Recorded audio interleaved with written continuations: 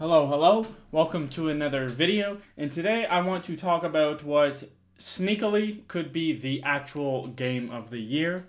And that is Metaphor ReFantazio. I don't know. What a weird name. This is a game from the creators of the Persona series. Atlas, I think, is technically the publishing company type thing. It wasn't necessarily the Persona team that made this, but a lot of people that have worked on Persona. And after playing Metaphor, you honestly probably would think that it's simply just everyone that made Persona made Metaphor and just decided, let's do our own thing. That's not saying that in a bad way. Now, I know that I am very new to like the JRPG kind of realm. I never really grew up with like a concrete JRPG game that kind of, taught me what it was, that I loved, that I spent all these hours in. A lot of people seem to have in the 2000s, early gaming. They were the big deal type of game and game series. You have the old Final Fantasy, stuff like that. Where nowadays, it's a lot more action kind of forward rather than like a long drawn out story, RPG, turn based, whatever type of thing. And it really feels like Atlas and the Persona creators are like the modern day heavy hitters for JRPGs. I have said before, I've never really played through a Persona game, was never into JRPGs. Looking at it from an outsider's perspective, it looked a little weird. I did like that it was super anime, but seeing how long the game takes, stuff like that, it just made me just in my head be like, that seems like a super grind to get through. Then I played Like a Dragon Infinite Wealth, put 70 hours I think into that. That's probably my personal game of the year. I don't know if I'm going to like play a game that came out this year that is going to top that. Just a feeling, when you're done a game and you're like, "Oh man, I went through an experience." That's kind of what's happening right now with Metaphor. Disclaimer, I'm not fully done Metaphor. It's a really big game. Not as big as the Personas, but it is goddamn wonderful so far. I briefly talked about this, I think, in my last video. And then I really started getting into it this past weekend, which kind of threw it off because I wanted to play some Monster Hunter Wilds, which I did, and it's really fun. And there's a Call of Duty Double XP weekend and stuff, but I just kept being drawn to Metaphor. And it's crazy because, like, you play for hours and you don't realize it, and then you just want to play more. Like, it just ruins, like, a day schedule type of thing. It is that good. And to break down certain parts, I'm not going to spoil any of the story, but it's a brand new world. It's a full fantasy kind of world. It's like a Persona type situation, but twisted to be into this own created fantasy world, which there's knights, there's stuff like that, there's magic, everything like that to fit a fantasy world, and it works super well. The dialogue and the characters, honestly, they're pretty all awesome, which is very surprising. I haven't gone to a point where I really like hate the people in my party right now, so that is good. The story seems good. I'm expecting that there's some twist that's, in the back half of the game because I'm about halfway. Like I've heard in Persona 4, there's a big twist in that game and stuff, and there's usually twists in the Persona, so I expect that in Metaphor, but I've just loved it. The visuals of this game are it's actually crazy how nice they are, and they put clearly so much love and effort into like every area of the design. Like even the menus and stuff are just, you can tell they put so much into even that, where nowadays modern gaming stuff's getting so expensive. There's so many cut corners, title screen, stuff like that are just chopped off. Here you go, let's just try and get you to the game rather than have you look at something nice. The cutscenes, it honestly feels like you're just watching a modern anime while watching the cutscenes. They're gorgeous, they're beautiful. If you like anime, you will have a wonderful time watching the cutscenes. Honestly, I got to a point where I was excited for a cutscene to watch it and see the story unfold a bit and stuff like that, which is all props to you, realistically. And the main character, you name them. I guess they're canon name is Will. I'm not sure. It's not a fully silent protagonist, which I think is good.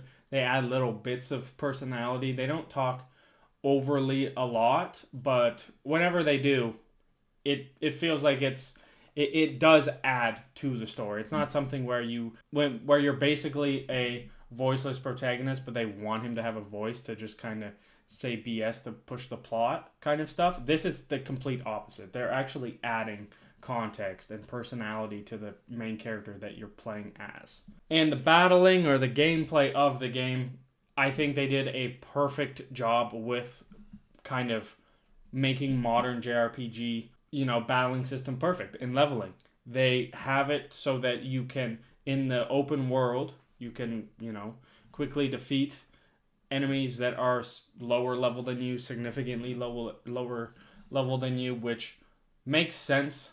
Always the worst things in JRPGs, playing through Pokemon as a kid, you would have to grind to get certain, specific Pokemon up levels, having to just go into the battle, waste the 20 seconds for it to load in the animation, do the battle, waste another 10 seconds the end animation and getting out of it, and then you have to go back in and just do it all over again.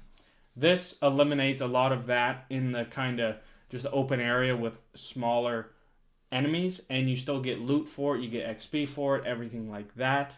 So that is a wonderful kind of convenience that it's given. And I feel like if I ever were to go back and play older JRPG games, it's going to be kind of tough having to actually go through the turn-based mechanic for every single fight rather than having the open world kind of quick to get through it. Speaking of the turn-based, it's very much similar to Personas. They kind of have a different I'm trying to think of the word. It's like the timeline of who goes. You can get an extra half move. It's basically an extra move if you hit their weakness. There's stuff like that. There is strategy to it. I'm only playing on normal difficulty because in my head I was like, this game is really long. If it's too easy, I can bump it up, but I don't want to make it too hard, piss myself off right at the start, and then be stuck and whatnot. I know I could put it down, so I think I'm going to just leave it just to have the normal kind of playthrough is what I'm hoping for. But it seems very strong. It's very similar to the Persona series in the fact of in Persona you could use a Persona mask or whatever depending on the game to do a more special attack. This, you have an Iron Heart, boop, you turn into but it's honestly pretty much the same mechanic. Uses MP. You have a basic attack if you're at an MP.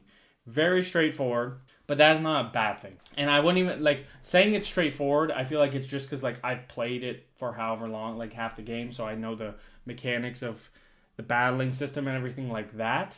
But it's a really good turn-based game. I've slowly started to like turn-based games again, and this is definitely helping because it does feel really, really rewarding and crisp, I would say. And last thing I want to talk about is the world, the environment, because this is a brand new kind of setting. It's a fantasy. It's not high school, which all the Personas kind of are, which I can understand why people are a little, don't want to feel like that. You are in a fantasy world. People are dying. There's war happening. It's a very more gritty, grounded type of environment and story in that aspect because it is a fantasy world. They do a good job. The first bit of the game, I will say, feels a little longer just because they are trying to introduce you to everything, introduce you to the world, how the world works, who's what, the political structure of it. And there's so many other mechanics that even goes on with that I'm not going to get into. And then add in there's a religion to there's a lot of different aspects in just the overall world that they've built from the ground up for this that they definitely wanted to give the player an understanding of what's happening, why it's happening, why is there a conflict, this, that, kind of, they build it up, and I think they do it really well. It just kind of can feel a little bit long at the start because you're also learning the mechanics of the gameplay, stuff like that. So overall, I had fun playing the first bit, and I will say after that, it literally just gets better from there.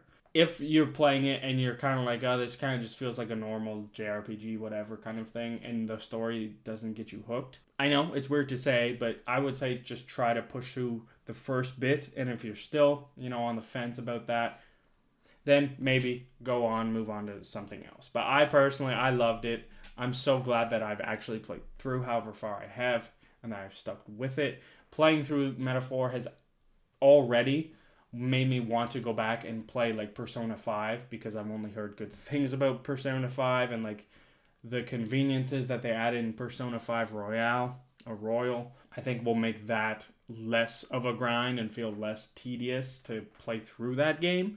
But I don't know. I've been playing it also fully on my Steam Deck. The graphics aren't anything special about it in general, so the Steam Deck, it's definitely not. I cap it at 30 frames just to make sure it's stable. I think you can fidget with the settings to get up to around 45 if you really wanted to, but on the Steam Deck playing it at 30, it's not the end of the world. I haven't really had that many complaints. It feels like the perfect game to be playing on the Steam Deck, so I definitely recommend it if you do have a Steam Deck. Overall, I've had such a good time. I wouldn't be surprised if Metaphor wins Game of the Year, because honestly, it is that good. I'd be very surprised if it wasn't at least nominated. But that is going to do it for this video. Thank you so much for watching. Be sure to leave a comment on your thoughts on Metaphor if you've played through it, how it made you feel about the Persona series and JRPGs as a whole, if you think it possibly could win Game of the Year. Also, consider leaving a like. Consider subscribing. I post every Monday, Wednesday, and Friday. Helps the channel a bunch. And I'll see you guys in the next one. Thank you so much for watching. Peace out.